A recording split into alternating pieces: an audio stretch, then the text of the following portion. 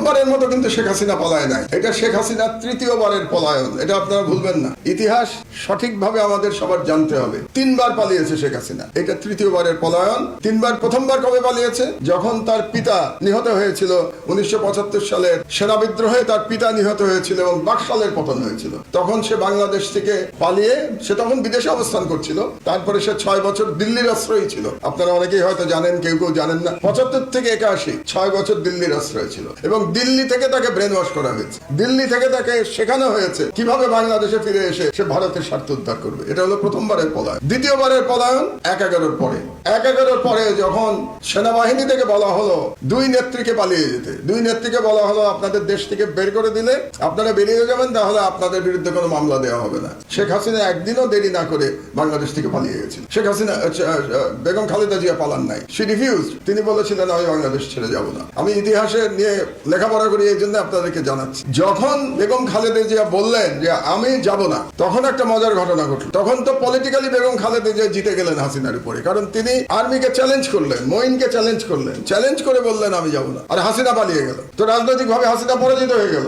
তখন মারা গেছেন ভদ্রলোক, সাংবাদিক এবিএম মুসা, আপনারা নাম শুনেছেন নিশ্চয়ই। এবিএম মুসা তো আওয়ামী লীগ, উনি আওয়ামী লীগেরই ছিলেন, উনি শেখ মুজিবুর রহমানের এমপি ছিলেন 73 সালে। তো এবিএম মুসা শেখ হাসিনাকে ফোন করলেন, ফোন করে বললেন তুমি এটা কি কাজ করলা, তুমি পালিয়ে গেলা, খালেদা জিয়া থেকে গেল, তো তুমি তো রাজনীতিতে আর ফিরতে পারবে না। কারণ খালেদা জিয়া বলবেন যে উনি সাহসী, উনি আপোষ করেন নাই, উনি আপোষহীন, যে কারণে খালেদা জিয়াকে আপোষহীন বলা হয়, যে উনি ফিরবেন না। তখন শেখ হাসিনা উন্মাদ হয়ে গেল ফিরে আসার জন্য। শেখ হাসিনাকে তখন ফিরতে দেওয়া হয় না ইনিশিয়াল, এটাও আপনারা হয়তো জানেন না। এই কারণে তখন হোম মিনিস্টার ছিল ইত্তেফাকের মইনুল হোসেন সাহেব, হোম মিনিস্টার ছিলেন, তিনি রাজি হচ্ছিলেন না শেখ হাসিনাকে ফেরত আনতে। এই কারণে কিন্তু মইনুল হোসেনের প্রতি রাগ শেখ হাসিনার শেষ দিন পর্যন্ত ছিল। এবং আপনারা জানেন মইনুল হোসেনের উপরে কিরকম অত্যাচার করা হয়, এটাও হাসিনার এক ধরনের প্রতিশোধ। হাসিনা যখন ফিরতে পারছিলেন না, তখন হাসিনা ফোন করলেন কাকে?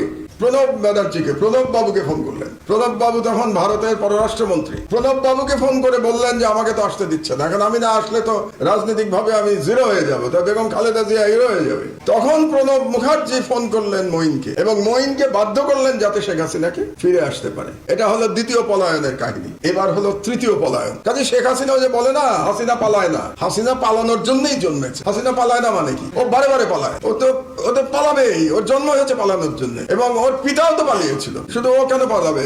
ওর পিতা কি 71-এ পাকিস্তান আর্মির কাছে সারেন্ডার করে নাই?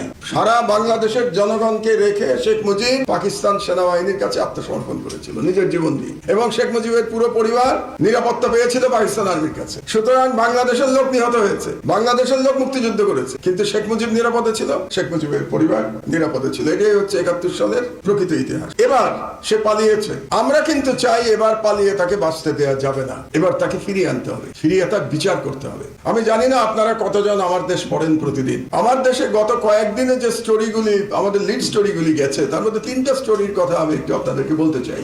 একটি স্টোরি হলো, প্রথম যেদিন আমাদের পত্রিকা বেরোলো সেদিন আমাদের লিড নিউজ ছিল যে শেখ হাসিনা ভারতকে বলেছিল বাংলাদেশ অ্যাটাক করবার জন্য, ঢাকা অ্যাটাক করতে বলেছিল শেখ হাসিনা। এক, তাহলে সে প্রধানমন্ত্রী থাকা অবস্থায় আরেকটা বিদেশি শক্তিকে বলছে বাংলাদেশে আক্রমণ চালানোর জন্য। 2, ইলিয়াস আলীকে যে গুম করে হত্যা করা হয়েছে, এর ডাইরেক্ট নির্দেশদাতা শেখ হাসিনা। কারণ যখন ইলিয়াস আলীকে কিডন্যাপ করা হলো, কিডন্যাপ করা হয়েছে হাসিনার নির্দেশে, এবং র্যাব যখন তাকে হত্যার জন্য পারমিশন চাইলো, এই পারমিশন দিয়েছে Sheikh Hasina. And third story, এই যে হেলিকপ্টার থেকে যে স্নাইপারে গুলি করা হয়েছে, এর পুরো প্ল্যানিং করেছে তৎকালীন র্যাবের ডিজি এবং পারমিশন দিয়েছে শেখ হাসিনা। অন্যগুলো আমি বাদই দিলাম।